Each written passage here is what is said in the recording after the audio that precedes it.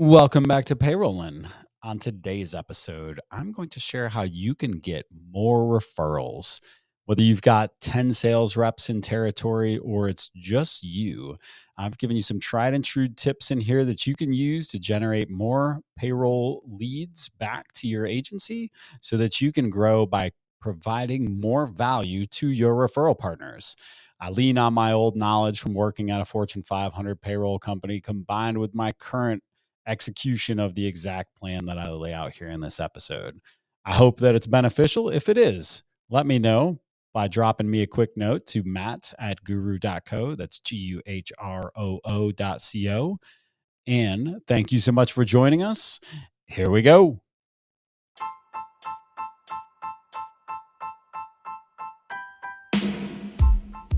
Welcome to Payrolling, the show where you will learn how to operate and grow your payroll business from the most dynamic minds in the business. If your company offers payroll services, this is the podcast for you. And now, here's your host, Matt Vady. Let's go.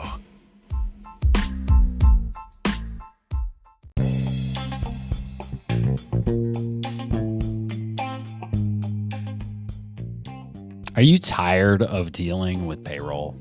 Would you just like to finally get out of this industry and start focusing on what you actually do best, whether you're a CPA, healthcare broker, whatever your core discipline is? You started offering payroll services because you thought it would be a great value add. And then you quickly realized, well, this is consuming way more time for not enough money than I originally thought. Did you know that we are actively acquiring payroll books of business? We would love to work with you to identify if we can help you to partner with the right group that makes sense for an exit for you, but creates consistency in how you continue to treat your clients. If you're interested in learning more about Guru's acquisition services, simply go to guru.co/acquisitions. That's GUHROO.co/acquisitions.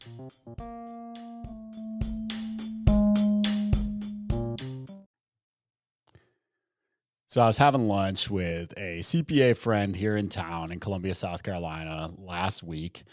We're sitting in a local bar restaurant, kind of like a sports bar, having lunch, and we're talking about my competition, our competition, the ADPs, the Paychecks of the world, and how frequently they're coming by his office and they're dropping off swag and they're bringing cookies and they're chatting up the receptionist and they're hounding out all the CPAs. And he proceeds to tell me that none of that stuff matters. We still think about you guys first and foremost. We prefer to partner with a local provider. We prefer to work with someone who's benefiting the community. And we love how you guys have served our clients in the past.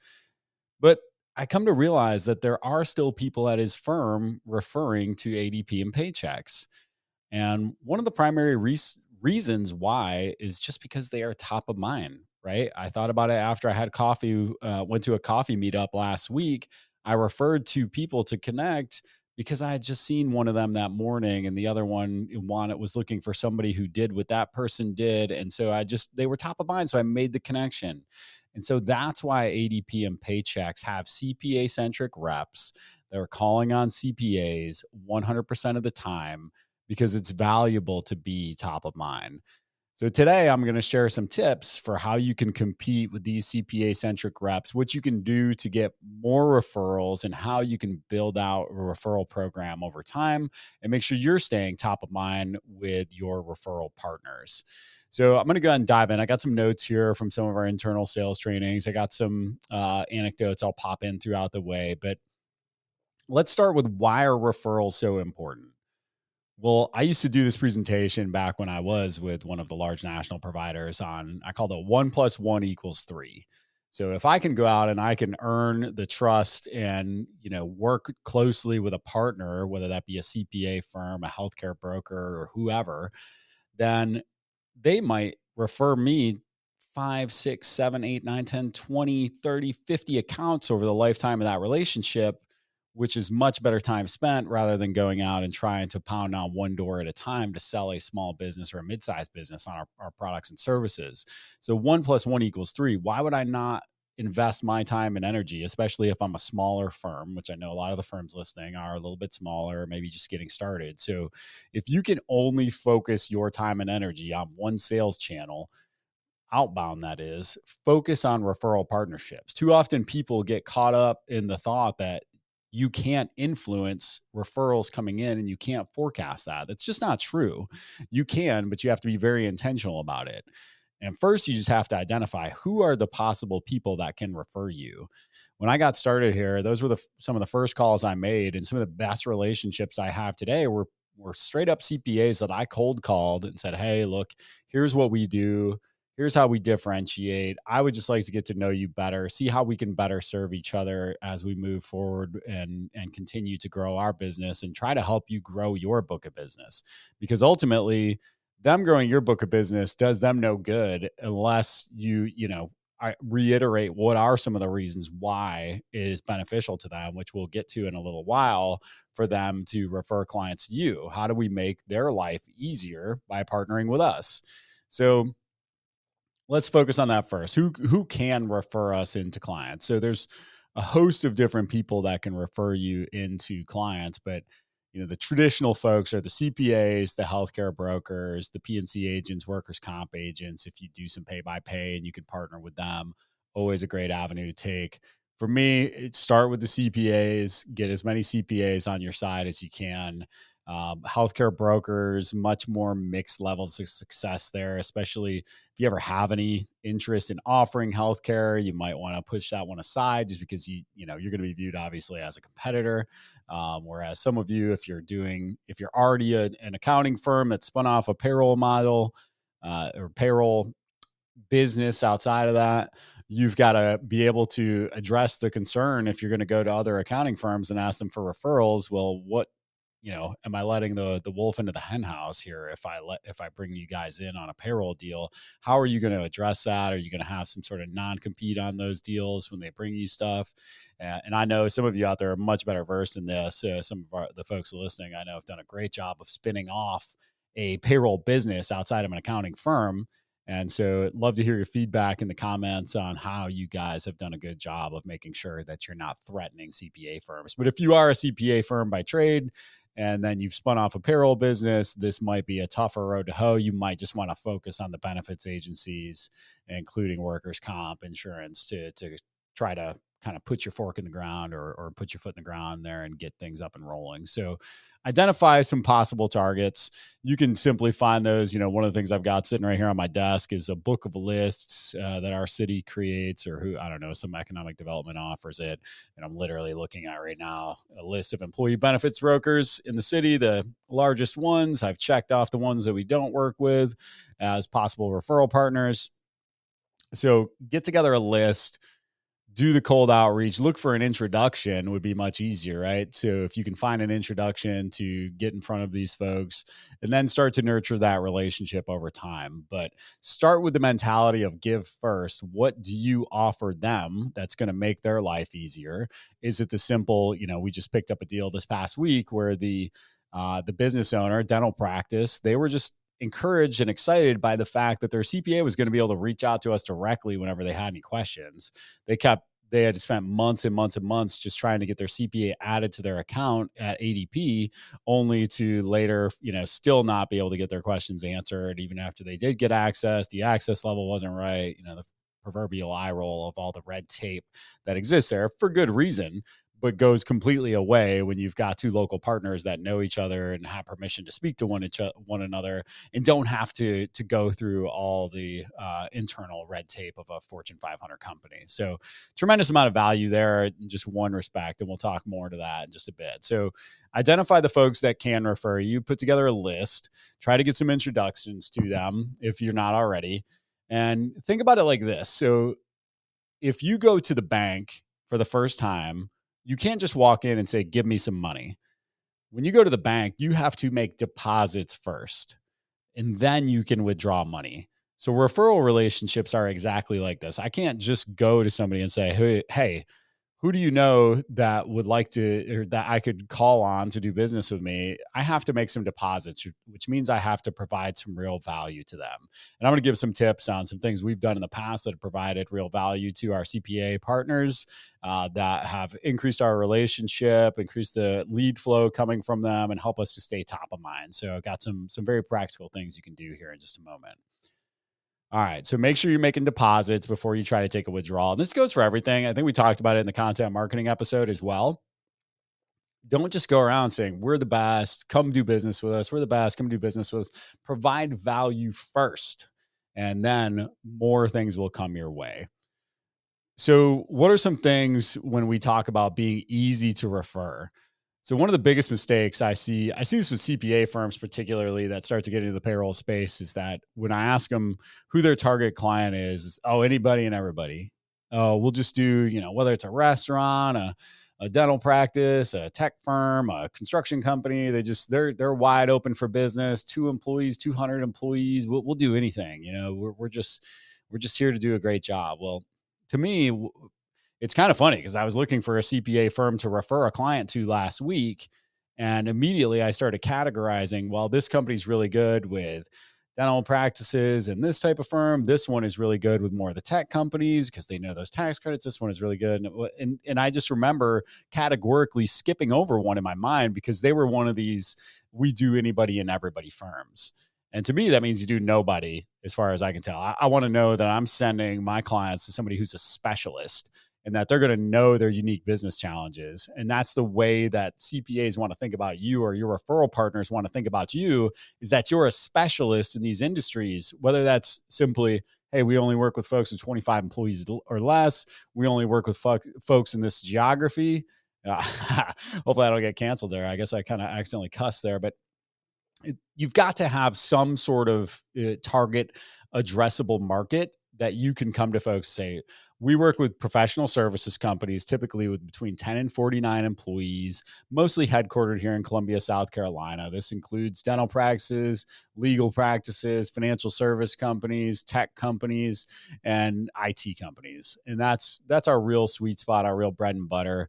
Tends to be they're coming off of a national provider. They've been jaded with the service and they're looking for something more local where they can get more hands-on service.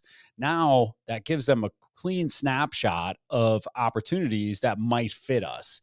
I didn't say anybody and everybody, and then they'll start to ask, well, what about this? It's like, we'll work with it, but they might not be the best fit for what we do. So for example, we don't want to take on a lot of restaurants, a lot of construction companies. I mean, we're trying to mitigate risk as it relates to NSFs and as it relates to just the quality of life for our internal employees and the support interactions that they have. So we don't go out and promote that.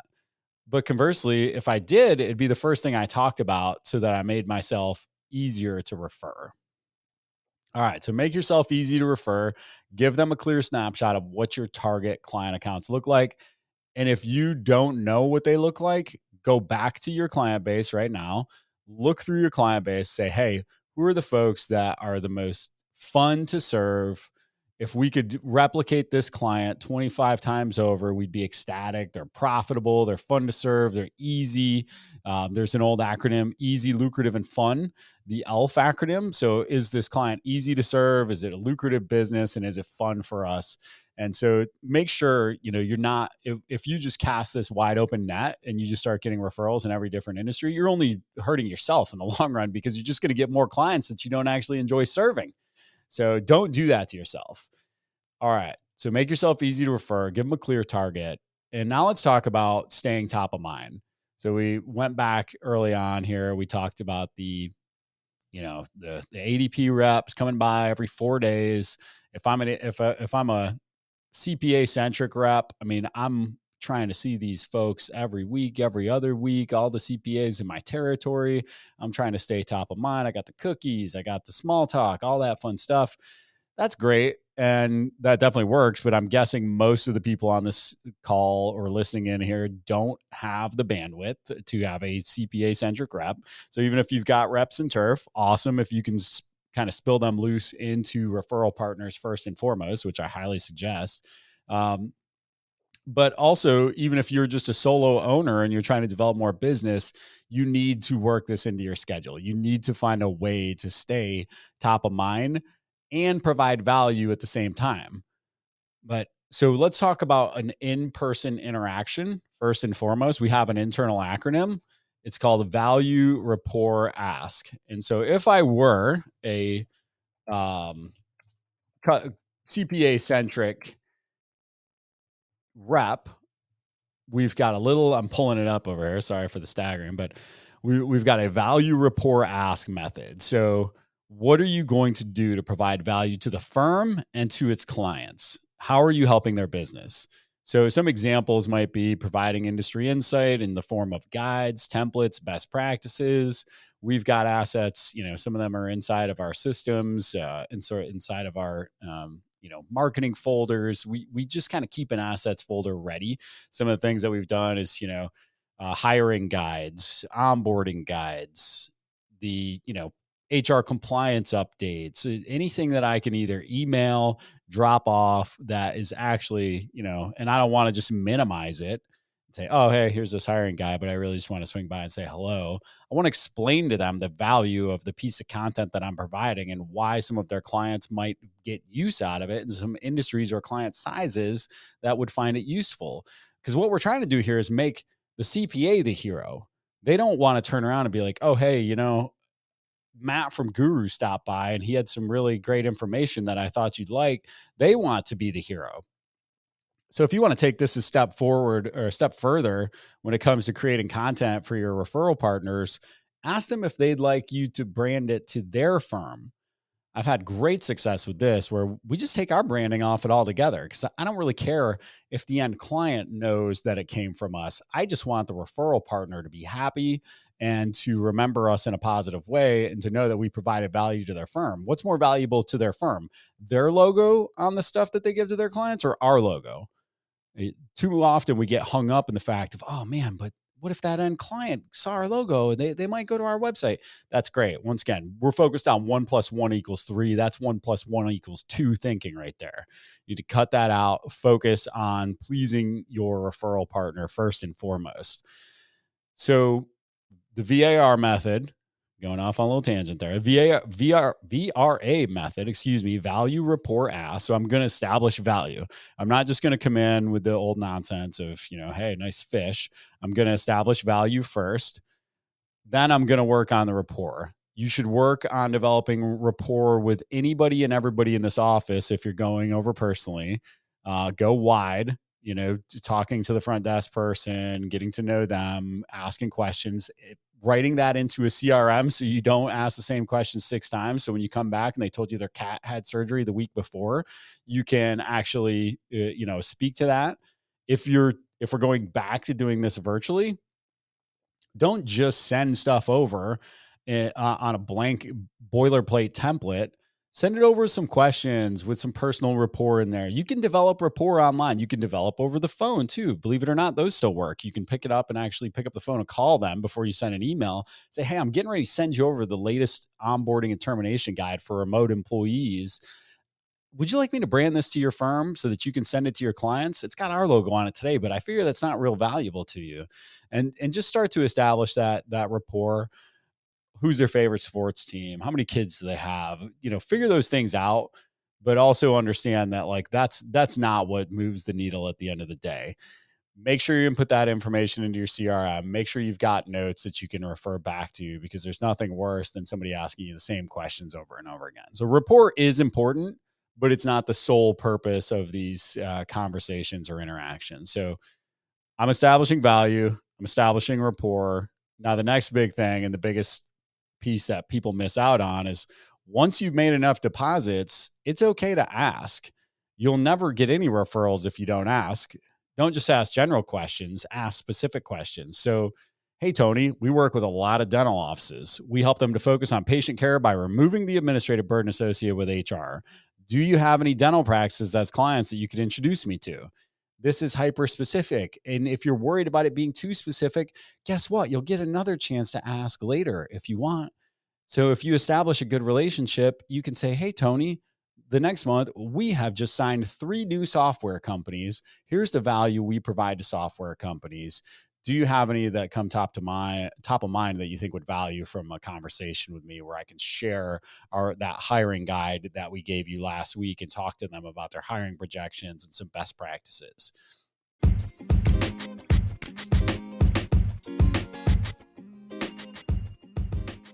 Let me ask you a question. Are you the go-to person in your market for payroll and HR?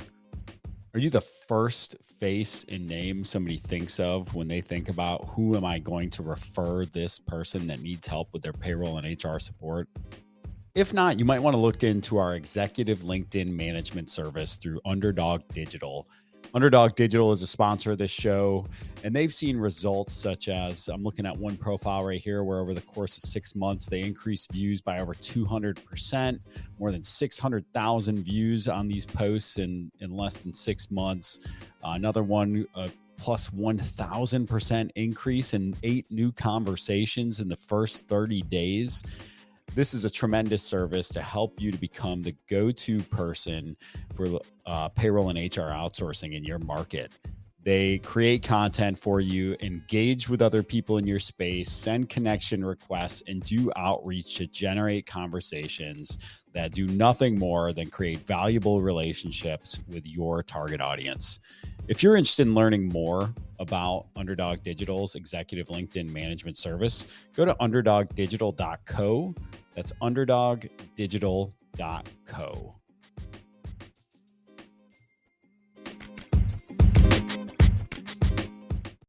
So value, rapport, ask can be done digitally, can be done over the phone, can be done in person. It's a very simple framework that you can follow to get more referrals, but you have to interact at each step here and you have to have the framework to do it. So one of the things in our CRM, we can tag people, use tags, or we can use different lists in there. Each different CRM has kind of the same but different way of handling this. So we always want to have a prospect list. That's kind of our, hey, we're going to email these folks with updates about our products and services in the hopes that they do business with us one day. We're going to try to provide value to them on a regular basis, in the hopes that should they ever need someone that does what we do, we're top of mind for them. We also have a clients list. They're kind of the same thing. We're starting with, if you listen to the marketing plan episode, if not, I highly suggest it. It's awesome. You'll get a lot about our philosophy of giving first through there.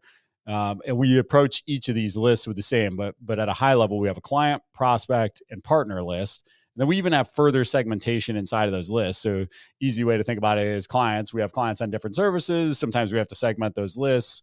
If somebody's not using payroll as an example, they don't care if their pay date should be moved in the upcoming payroll. So, we'll take them off those communications, et cetera. But with referral partners, we want to have a list of referral partners that are already referring us business, so we can speak to them slightly differently than folks that we're considering that we're trying to court to refer us more business. And so we really want to drive the value for them. And what are some things that are valuable to the referral partner? Well, they want to grow their revenue. And so finding opportunities for them to, you and them to win more deals together because you're bringing a unified solution, or because you are, helping them to be stickier by providing complementary services, increasing client retention, also huge, right? They don't want to refer somebody and get burned and actually lose clients because they gave a bad suggestion. So you need to make sure that you're providing top-notch service. Sometimes you'll have folks, and this varies by region, I almost feel like, or certainly practice to practice, but also by region. Some folks care about getting a kickback in cash. Others just won't or can't. Sometimes they have, some CPA firms just cannot, as an internal policy, accept any referral rewards in exchange for referring you business, or any, we've tried to do rev shares, and most firms deny that and don't want it. So we tend to just do a nice gift card or a nice gift when they refer a client over.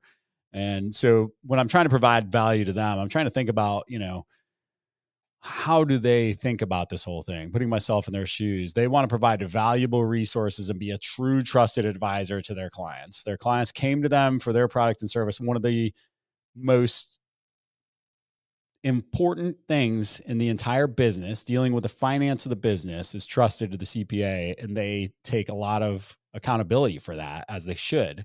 And so we want to make sure that we're being a great steward and extension of them with anything we provide, and not misrepresenting ourselves, their firm, or anything. So, when we look at the value statements for their clients, say, hey, I want to help your clients to stop worrying about HR, payroll, tax compliance. I want to help them reduce time and costs related to HR processes, maintain compliance with state and federal laws, blah, blah, blah, blah, blah. You guys all have that stuff down.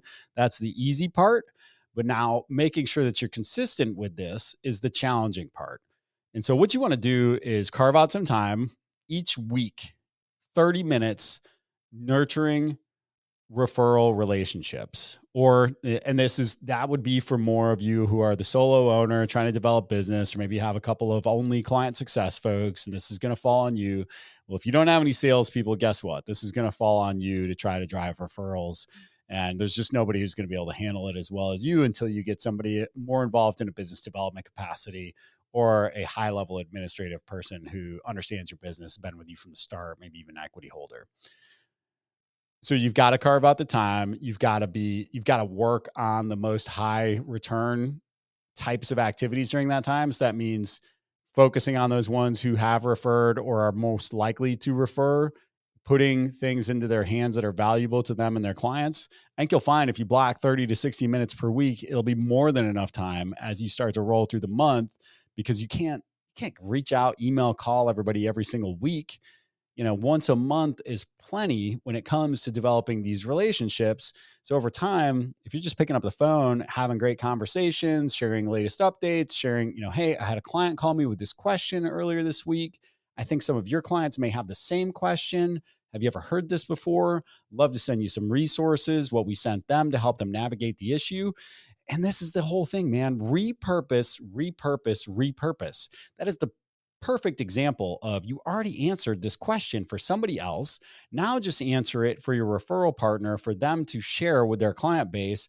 And once again, make them the hero. Give them the text to send out in an email blast. Give them an article. Give them whatever it takes to help them to achieve their goals and vision. And even ask them, first and foremost, hey, what is it that is your firm trying to grow? You trying to take on more clients? You trying to retain your existing clients? What can I do to help you? They will almost always say, refer us more business. Absolutely, which you want to maintain true to. Now, that gets complicated if you go and develop relationships with 25 CPAs across town.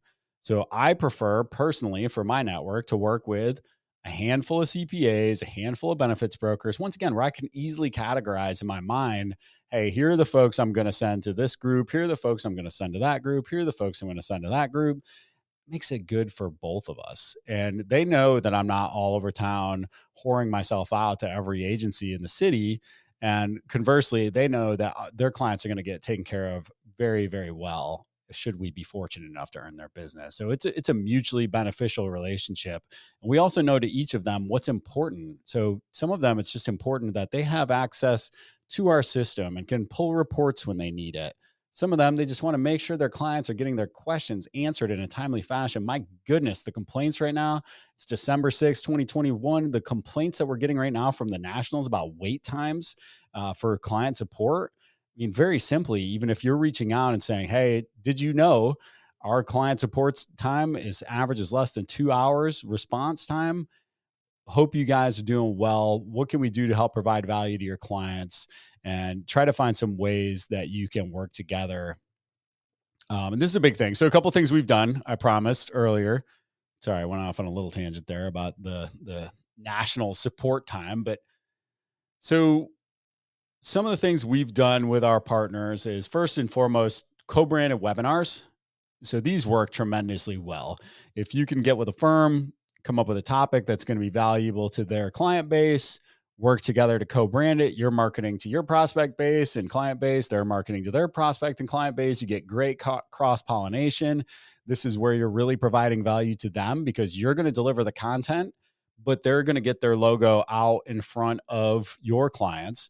And conversely, you're going to get your logo out in front of their clients and help position them as a trusted advisor to their clients. Now, we'll also do these only for their internal firm employees. So some of our larger firms where they have, 50 or more employees, even 25 or more employees, we will offer to do educational webinars or in-person meetings just for their team. So, hot topics in HR, always one that sells. Hey, what's the latest and greatest? What should your clients be looking out for? Misclassifications, FLSA, exempt versus non-exempt. Think about the questions that the CPAs get regularly from their clients that they're expected to answer, and then try to answer them for them so that they can be equipped to answer them. And if not, pass them over to you if they need further guidance. And always offer yourself up as a free resource to them and their clients. We get questions, multiple questions every week from the CPA firms themselves related to HR, payroll, tax issues, any and all of the above. And that's awesome. We love to answer those questions because we know it creates this feeling of, we're in it together. We're teammates. We want to see each other succeed, and we're happy to provide that guidance to you if it's going to make you the hero for your clients. So webinars, trainings, phone calls, don't forget that. Emails, obviously, you can provide a ton of value over email.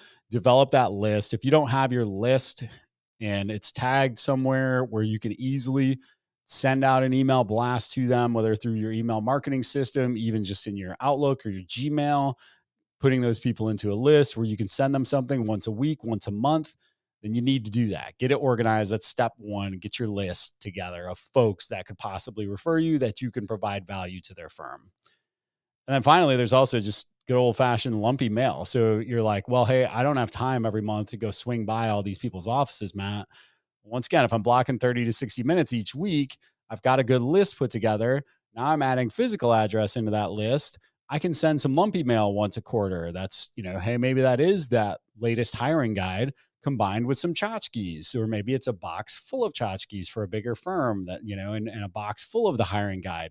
Send some things over, put physical things in front of them. You don't have to get in the car and drive all over the city to do it. You can do it via the mail. You can even have interns help you with this stuff. It's very simple to deploy. Just takes a little bit of time. And the more you continue to get organized, create that well-oiled machine, the more you're going to see rewards on this.